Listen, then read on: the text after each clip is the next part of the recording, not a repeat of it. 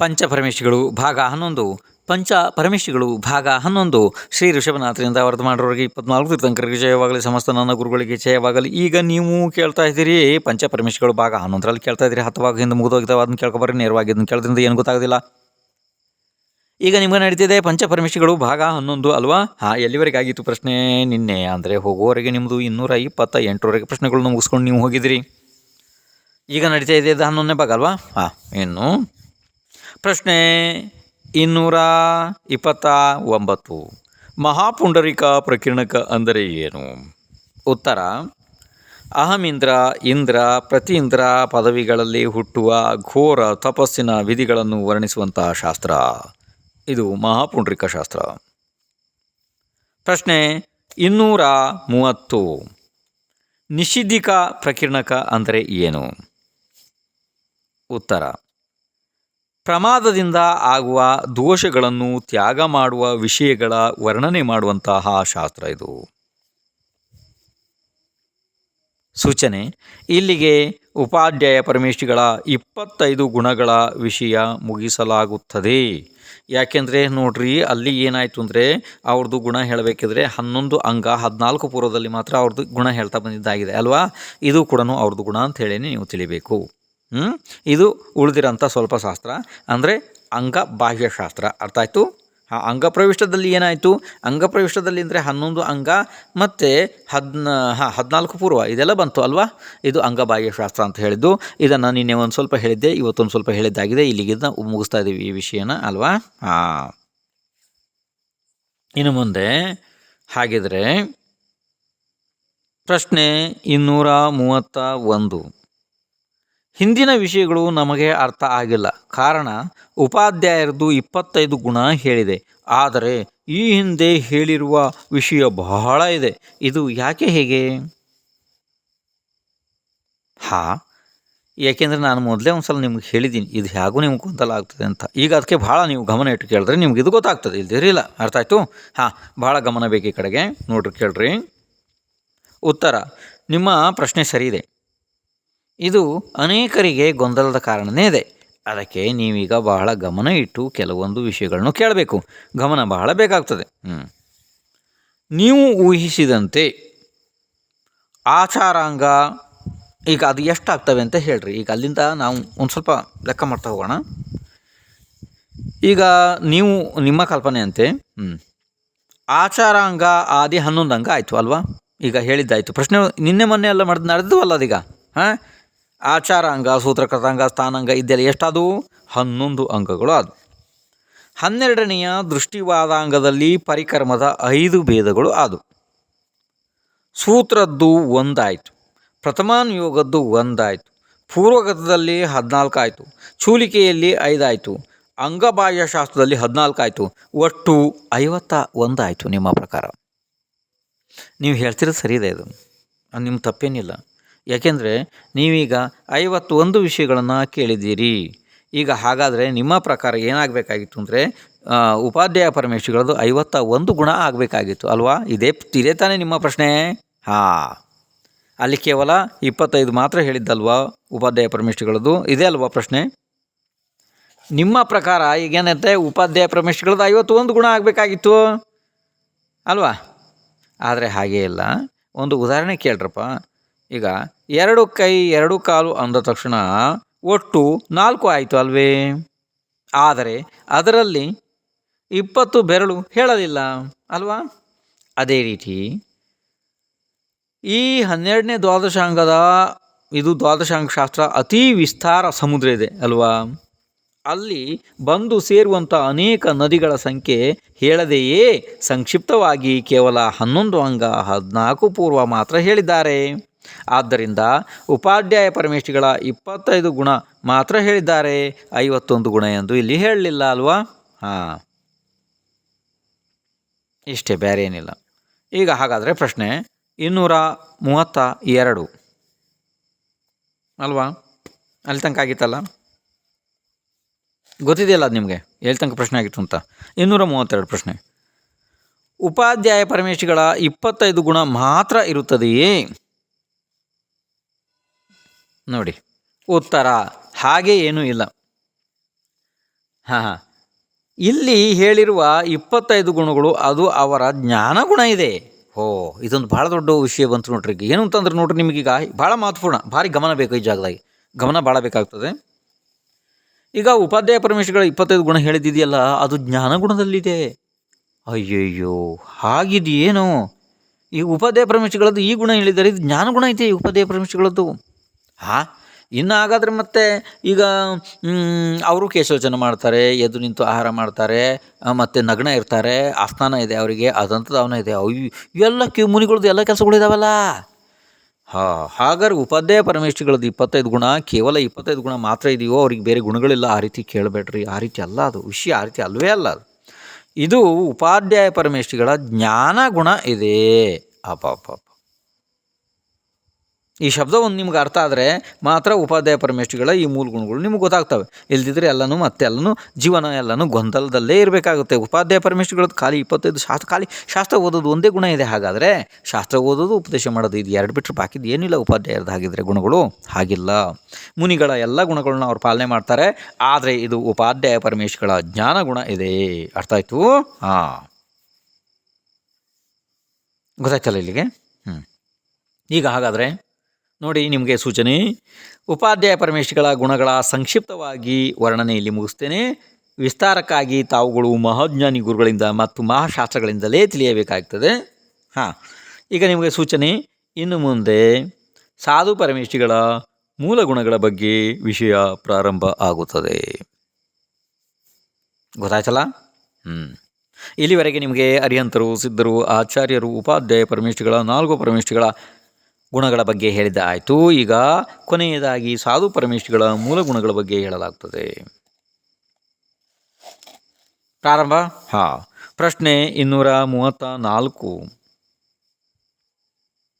28 ಮೂಲ ಗುಣಗಳು ಯಾವುವು?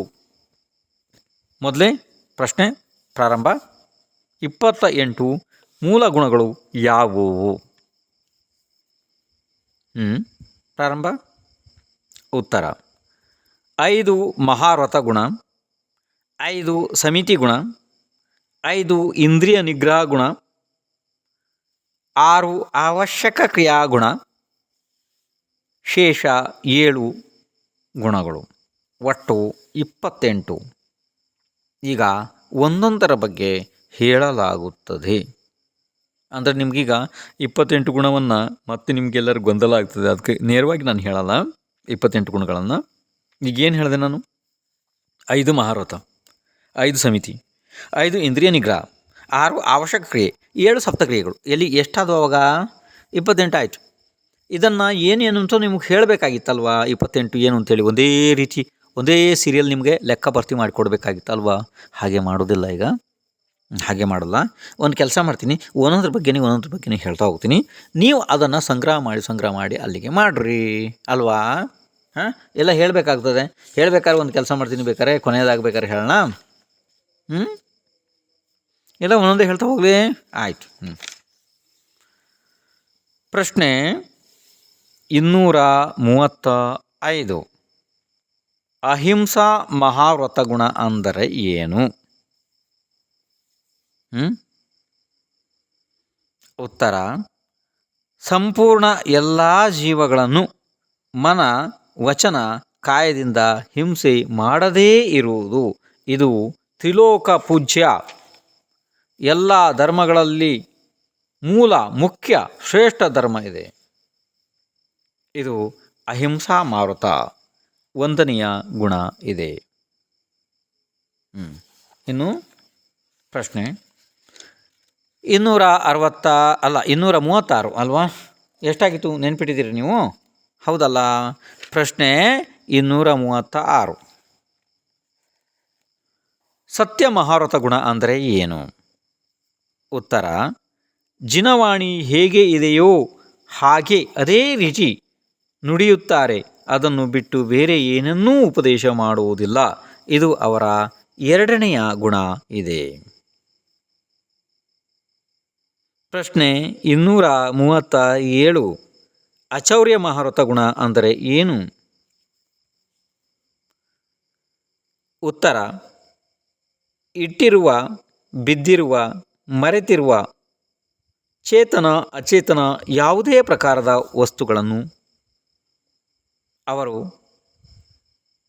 ಬೇರೆಯವರಿಗೆ ಕೊಡುವುದೂ ಇಲ್ಲ, ಸ್ವಯಂ ತಾವು ಸ್ವೀಕರಿಸುವುದೂ ಇಲ್ಲ. ಇದು ಅವರ ಮೂರನೆಯ ಗುಣ ಇದೆ. ಪ್ರಶ್ನೆ 238. ಬ್ರಹ್ಮಚರ್ಯ ಮಹಾವ್ರತ ಗುಣ ಅಂದರೆ ಏನು?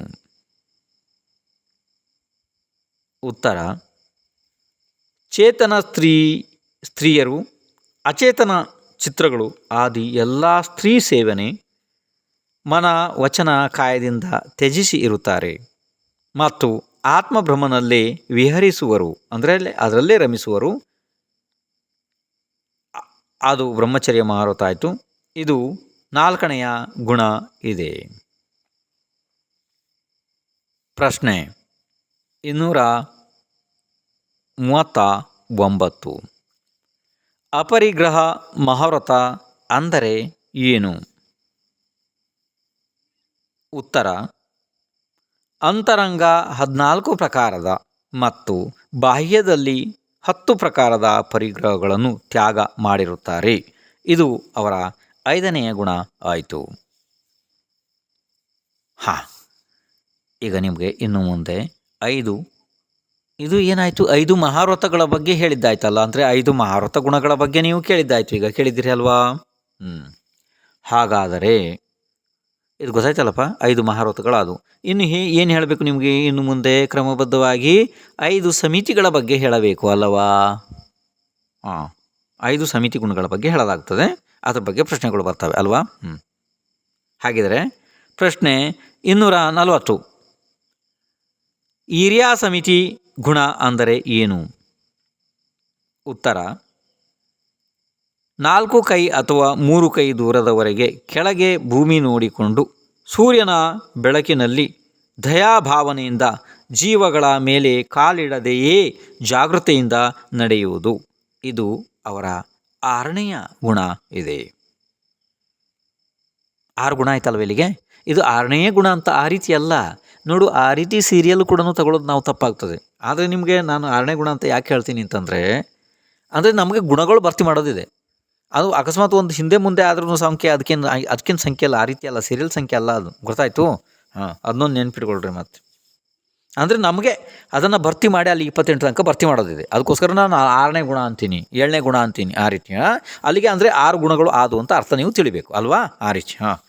ಮತ್ತು ಹಂಗಂತ ಹೇಳ್ಕೊಂಡು ಮತ್ತೆ ಅದನ್ನ ನೀವು ಪಟ್ಟಿಡ್ದು ಕುತ್ಕೊಂಡ್ಬಿಟ್ಟಿರಿ. ಮತ್ತೆ ಏನು ಇದು ಮುನಿಗಳದ್ದು 6ನೇ ಗುಣ ಅಂಥೇಳಿ, ಆ ಥರ ಅಲ್ಲಪ್ಪ, ಆ ರೀತಿ ಅಲ್ಲ.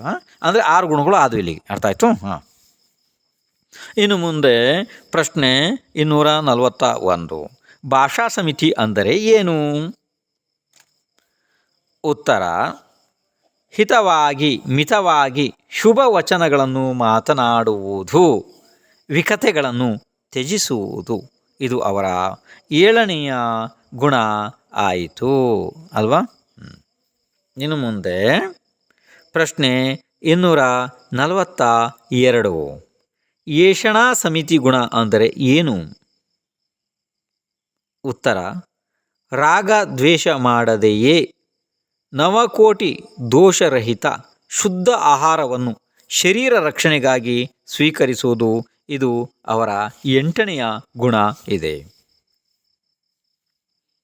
ಪ್ರಶ್ನೆ 243. ಆಧಾನ ನಿಕ್ಷೇಪಣ ಸಮಿತಿ ಅಂದರೆ ಏನು? ಉತ್ತರ: ಜೀವಹಿಂಸೆ ಆಗಬಾರದೆಂದು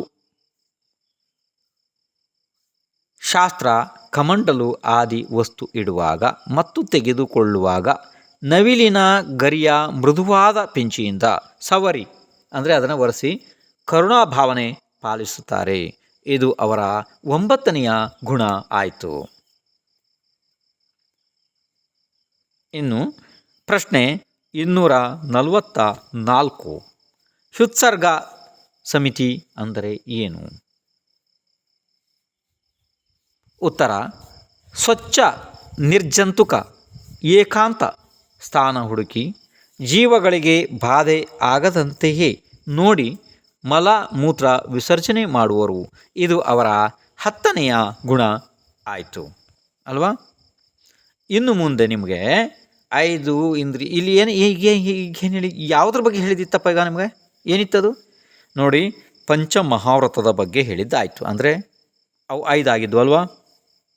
ಹಾಂ, ಈಗ ಮತ್ತೆ ಯಾವುದ್ರ ಬಗ್ಗೆ ಹೇಳಿದ್ದಾಯ್ತು? ಈಗ 5 ಸಮಿತಿಗಳ ಬಗ್ಗೆ ಹೇಳಿದ್ದಾಯಿತು.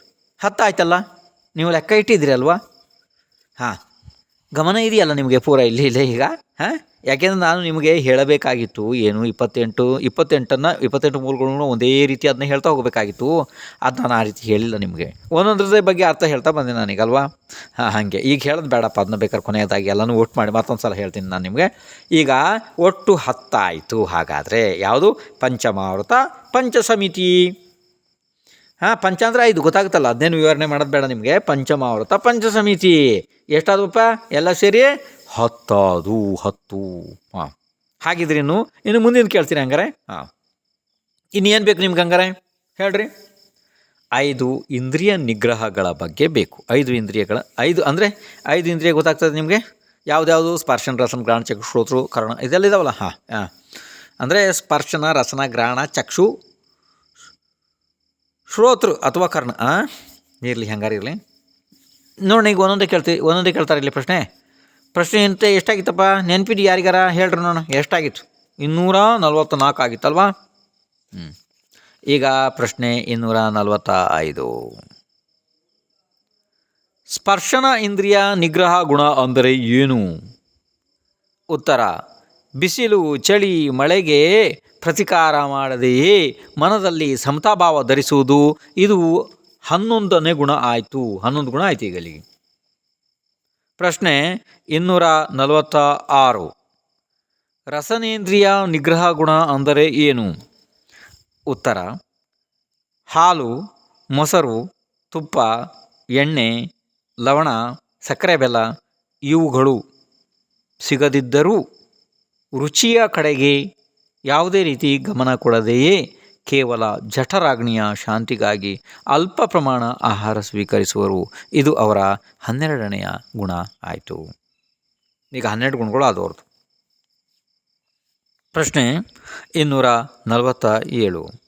ಘ್ರಾಣೇಂದ್ರಿಯ ನಿಗ್ರಹ ಗುಣ ಅಂದರೆ ಏನು? ಘ್ರಾಣ ಅಂದರೆ ಗೊತ್ತಾಗ್ತದಲ್ಲ, ಅಂದರೆ ಮೂಗು. ಉತ್ತರ: ಸುಗಂಧ ಇರಲಿ ದುರ್ಗಂಧ ಇರಲಿ ಅದರ ಪ್ರತಿಕಾರ ಮಾಡದೆಯೇ ಎರಡರಲ್ಲೂ ಸಮತಾಭಾವ ಧರಿಸುವರು. ಇದು ಅವರ 13ನೇ ಗುಣ ಆಯಿತು. ಪ್ರಶ್ನೆ 248. ಚಕ್ಷು ಇಂದ್ರಿಯ ನಿಗ್ರಹ ಗುಣ ಅಂದರೆ ಏನು? ಚಕ್ಷು ಅಂದ್ರೆ ಏನಪ್ಪ? ಕಣ್ಣು. ಉತ್ತರ: ಚೇತನ ವಸ್ತು ಮತ್ತು ಅಚೇತನ ವಸ್ತು ಸುಂದರ ಇರಲಿ ಅಥವಾ ಕುರೂಪ ಇರಲಿ ಅವುಗಳನ್ನು ನೋಡಿ ರಾಗ ದ್ವೇಷ ಮಾಡದೇ ಇರುವುದು. ಇದು ಅವರ 14ನೆಯ ಗುಣ ಆಯಿತು. ಪ್ರಶ್ನೆ 249. ಶ್ರೋತೃ ಇಂದ್ರಿಯ ನಿಗ್ರಹ ಗುಣ ಅಂದರೆ ಏನು? ಉತ್ತರ: ಶಬ್ದ ಶುಭವಾಗಿರಲಿ ಅಥವಾ ಅಶುಭವಾಗಿರಲಿ, ಕಠೋರ ಇರಲಿ ಮೃದು ಇರಲಿ, ಅವುಗಳಲ್ಲಿ ರಾಗ ದ್ವೇಷ ಮಾಡದೆಯೇ ಇರುವುದು. ಇದು ಅವರ 15ನೇ ಗುಣ ಆಯಿತು. 15 ಗುಣ ಆದವಲ್ಲ, ನೀವು ನೆನಪಿಟ್ಟಿದ್ದೀರಿ. ಹಾಂ, ಸೂಚನೆ ನಿಮಗೆ ಇಲ್ಲಿಗೆ 5 ಇಂದ್ರಿಯ ನಿಗ್ರಹ ಗುಣ ಹೇಳಲಾಯಿತು ಅಲ್ವಾ. ಇನ್ನು ಮುಂದೆ ಏನು ಹೇಳಬೇಕಾಗಾರ ನಿಮಗೆ? ಇನ್ನು ಮುಂದೆ 6 ಅವಶ್ಯಕ ಕ್ರಿಯಾಗುಣಗಳ ಬಗ್ಗೆ ಹೇಳಬೇಕು.